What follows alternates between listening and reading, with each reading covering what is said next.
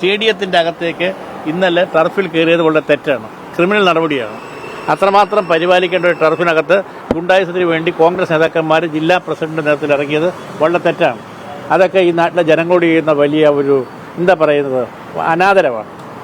Stadium ഒരു മുതലെടുപ്പിലേക്ക് കോൺഗ്രസ് കാര്യങ്ങൾ കൊണ്ടുപോവുകയാണോ? അങ്ങനെയാണോ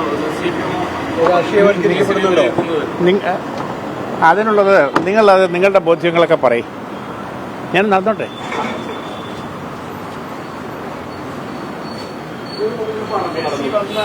അർജന്റീന ടീം കൊച്ചിയിൽ വന്നൊരു കളി കളിക്കട്ടെ എന്ന് അതിനെ സഹായിക്കല്ല ഇല്ലേ, അതല്ലേ വേണ്ടേ? അത്രേ ഉള്ളൂ, വേറൊന്നും പറയാം. തെറ്റല്ലേ? നിങ്ങൾ എൻ്റെ സ്റ്റേറ്റ്മെന്റ് വായിക്കണം. ദിവസം വെച്ച് എന്താണ് സംഭവിച്ചതെന്ന് നമ്മൾ പറഞ്ഞിട്ടുണ്ട്.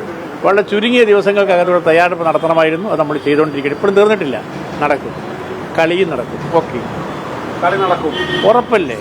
ISLൻ്റേത് ഡിസംബറിൽ നടക്കും, അതിനുശേഷം മാർച്ചിൽ ഇത് നടക്കും എന്നാണ് ഞങ്ങളുടെ ബോധ്യം. അതിൻ്റെ കാര്യങ്ങൾ നടന്നുകൊണ്ടിരിക്കണേ ഉള്ളൂ. ഇതും കൂടി പൂർത്തിയായിട്ട് ക്വാളിഫൈ ചെയ്യണത്. പിന്നെ ബാധിക്കില്ല. ഏയ് പിന്നെ സ്പോൺസർ തന്നിഷ്ടപ്രകാരം സ്റ്റേഡിയത്തിന്റെ പെയിന്റിംഗ് മാറ്റിയത് വാറണ്ടി നഷ്ടപ്പെട്ടു. തന്നിഷ്ടപ്രകാരം നടക്കില്ല.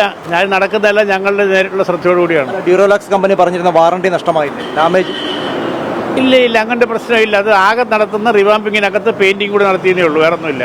അല്ല, നിറം മാറ്റിയത് മൂലം പ്രചരണങ്ങളൊക്കെ തെറ്റാണ്, വളരെ തെറ്റല്ല. അങ്ങനെ ചെയ്യാൻ പാടില്ല. കേരളത്തിലെ ഒരു വലിയ നേട്ടത്തെ ഇല്ലാതാക്കാൻ ആരും ശ്രമിച്ചുകൂടാ, എന്തിൻ്റെ പേരിലാണെങ്കിലും. ഞങ്ങൾ അവിടെ 10:30 മണിക്കാണ്. പിന്നെന്താ, ഇത് ചർച്ച ചെയ്യേണ്ട കാര്യമൊന്നുമില്ല. അവിടെ